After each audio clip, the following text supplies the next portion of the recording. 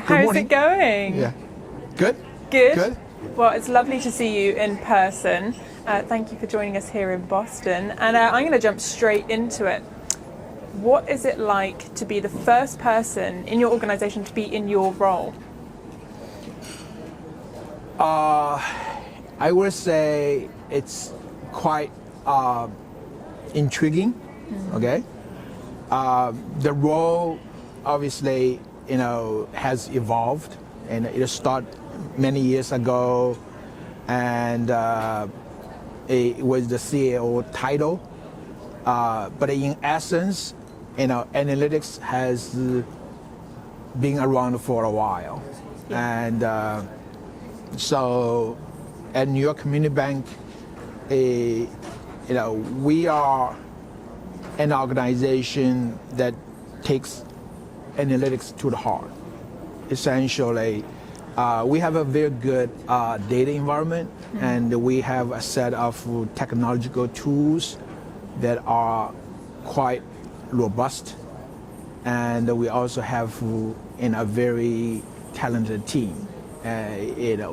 We work together to make things happen. Yeah. So, You mentioned there that analytics is at the heart of your organization. Was that always the case when you walked into that environment, or was it something that you, and in your role, have helped to nurture and build it to be part and fundamental of that? I believe it has taken us a while to get to where we are today, and clearly in my role, part of my responsibilities essentially is to help educate the business leaders about what analytics could do for them, but more importantly, you earn your essentially trust through the work you do. Yeah. So you demonstrate how analytics can add value to a variety of things business leaders are essentially undertaking. So analytics can inform a decision that is already being contemplated, but it helps you solidify the intuition, right? Yeah. It helps solidify the parameters you are using, but sometimes analytics does give you a very different angle to look at things, and that's how innovative things can happen as well. So, that phrase that you've just said there is fantastic. Yeah. Solidifying intuition. I think that's so great, because very often analytics and data can be kind of pitted up against expert thinking, and it's very much not the case of that. It's bringing those thoughts together, the expertise of these fantastic professionals with the context that they may or may not know. Now, you mentioned there about the art of the possible with analytics. What's been the journey for you between then and now? Are people more aware of the art of the possibility with analytics, or are you still kind of blowing their mind with saying, actually, we can do this with the processes we have available? I believe with analytics, there are still a lot of potentials out there we have not been able to tap into effectively. It's not that we have not been there for a variety of things we are trying to tackle, but it's more about some of the business challenges are very are very unique, and for example, fraud. Okay, fraud is a very challenging issue out there with every organization. Okay, so I'm talking about banks, so financial institutions. So, but the fraud comes in a variety of different shades, literally. You have ATM fraud, check fraud, debit card fraud, wire fraud, and now you have Zelle fraud. Okay, so in order to tackle fraud effectively, you really need to get onto all the data that the fraudster has left, its footprint, and trying to integrate the different areas through analytics, and to essentially form a baseline, allowing you to essentially, understand what's going on better, and also in a holistic way. Yeah. Which is currently missing, essentially. Yeah. Do you find when it comes to the fraudulent activities, obviously the bad guys, they have no regulations, they have no lines that they have to work between, so their innovation is able to happen untapped, whereas obviously being in a regulated sector, there are things that you can and can't do. Do you ever find it's challenging, perhaps is the word I want to say, where the fraudsters are out here doing whatever they can and you have to play within a regulated space? How does that impact? Yeah, this is one of the areas my team has not been able to essentially get into too much yet. And at this moment we are just starting, essentially. And but at a glance of all the things going on out there, it's quite complex. It's quite complex. So this is one of the areas. Maybe some of the AI tools can be more effective than the traditional analytical methodology. Yeah. So. And you mentioned there about AI being deployed in this way, and it makes sense, right? It can comb through more data than ever before, and that's the environment we're in. And AI can also be multidimensional. That is the key. Yeah. How far off, from an industry perspective, would you say we are from deploying AI for the purposes of fraud detection? It feels like probably the first use case for AI in financial services for a lot of organizations. How much does the data need to be prepared and ready for AI to be deployed in that way for it to be useful? I believe it's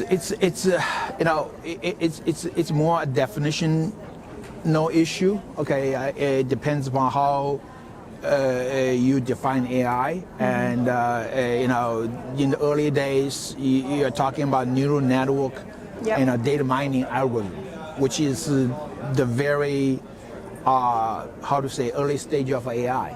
So nowadays, obviously, AI can be much more robust and much more inclusive.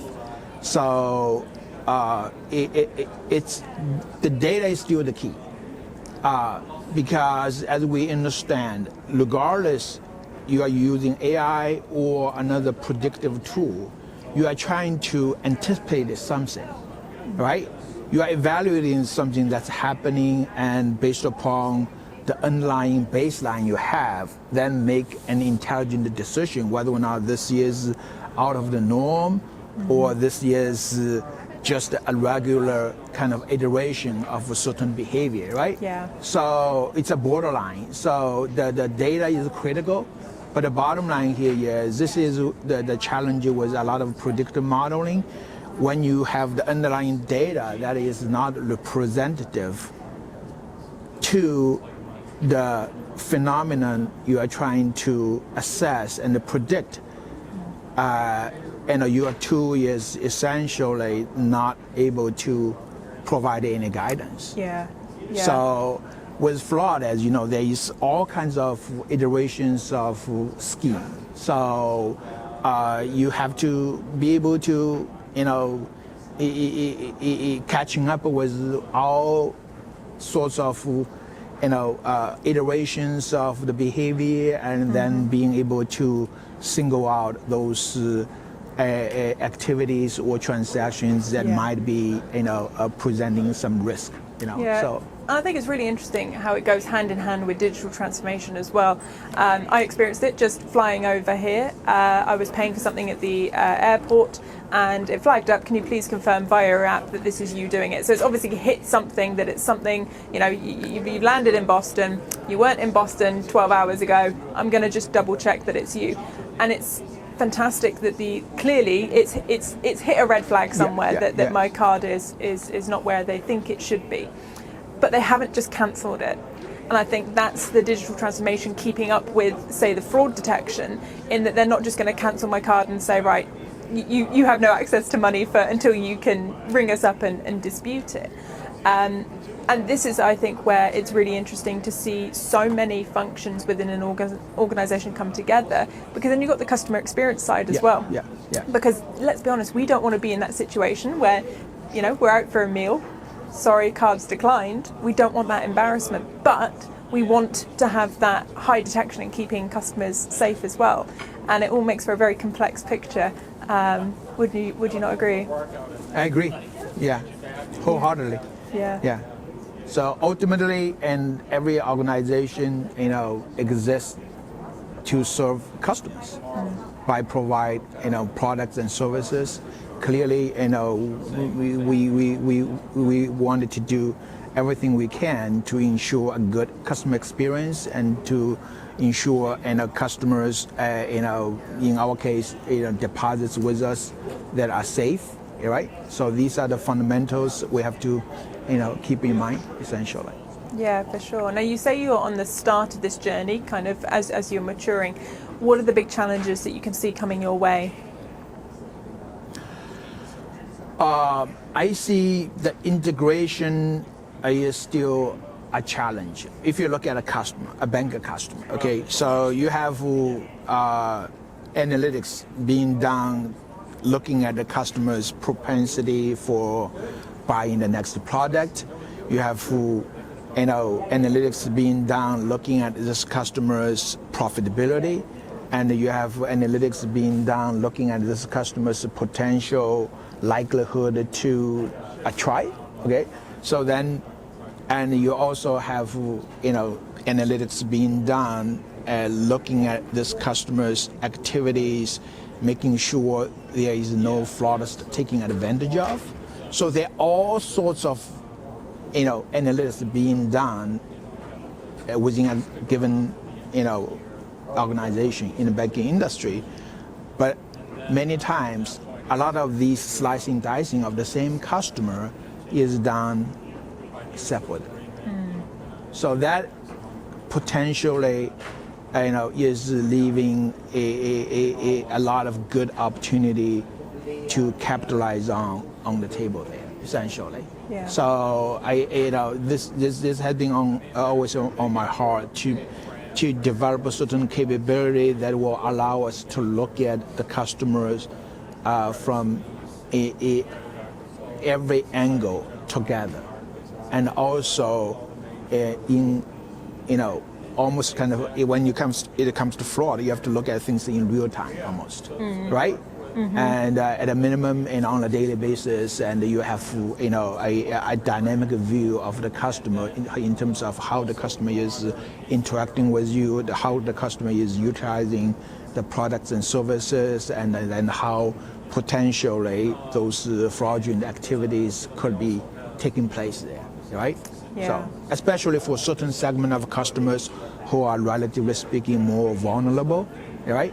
So Yep. you wanted to have something, you know, that's very integrated and in one place, and you look at them and you monitor the you know, the whole customer equation holistically, essentially. Yeah. It's such a big challenge, and I'm very privileged to speak from people from all different industries. And I think everyone is striving towards this 360-degree view of their customers. Because people come to us as a whole person, right? As a customer, they are a whole person, and we should be responding in such a way for sure. This sort of challenge, looking at how you're going to deal with it, is it the sort of thing you can go to a vendor for and kind of get that technology to integrate and plug it all together? Is it something that you're going to be looking to customize and build for your kind of own organization? What's going to be your approach? Very good question. Very good question. This is, I personally, I don't believe, you know, a turnkey solution like that, you know, is there, okay? And every organization almost have to configure a set of technologies in a custom fashion that will allow you to tackle that problem effectively.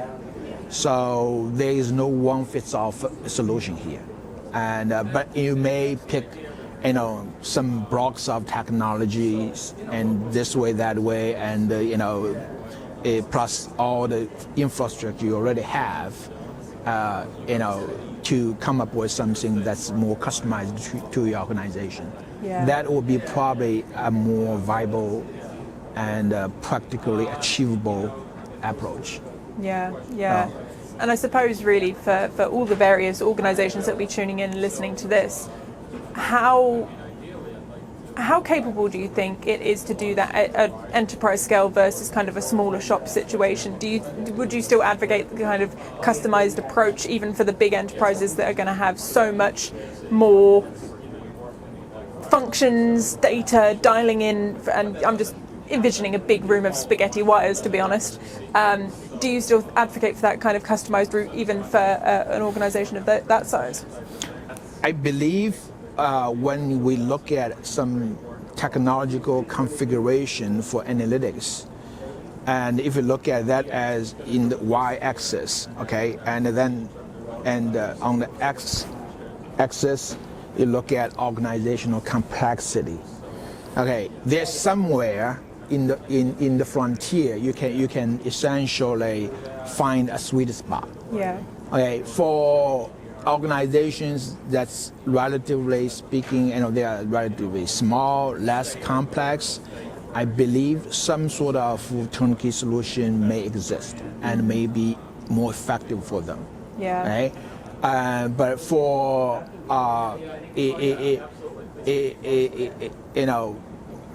medium-sized organizations or some large organizations, clearly a customer approach would be more palatable. Yeah. The bottom line here is you are not configuring everything from scratch. You already have your existing technology framework, right? This is true almost with every organization. And unless for those newly starting companies, if you want to build, a viable technology framework for analytics and the data, and you probably will have the luxury to be able to choose and then configure in a way using the best technology out there. But many of the organizations, we're already entrenched with the existing technological framework.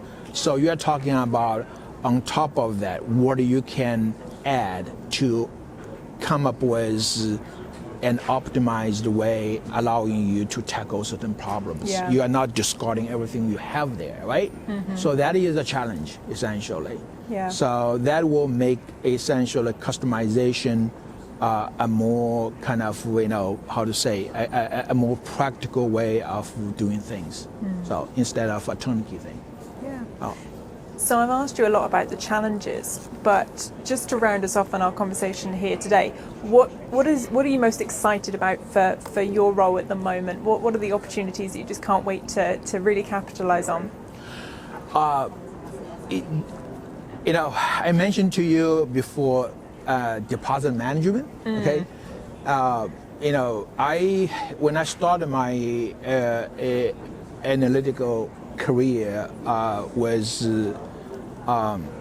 Trust Bank more than 2 decades ago, and I got into the analytical support for deposit management when it comes to product development and pricing maneuvers. So it was very intriguing to me, for us to be able to understand customers' interest rate sensitivity, and when customers bank with you, they leave a footprint of all kinds of data in terms of their channel preference. They like walking to a branch versus they like in the older days picking up a phone to call you, and then when online banking started, and then digital nowadays. So customers do leave a trove of data, and for you to understand them. And obviously, when we understand customers better, we can provide a better products and services to them, right? That's the whole rationale behind the analytics, of customers. So So over the past several interest rate cycles, we built a variety of deposit analytics supporting deposit management. And so I joined the New York Community Bank through the acquisition of AmTrust Bank in 2009. And so I've been part of an executive team overseeing consumer deposit management and with new product development, pricing, tactics, and the deposit growth strategy and that type of. So deposits is very near dear to me. So yeah.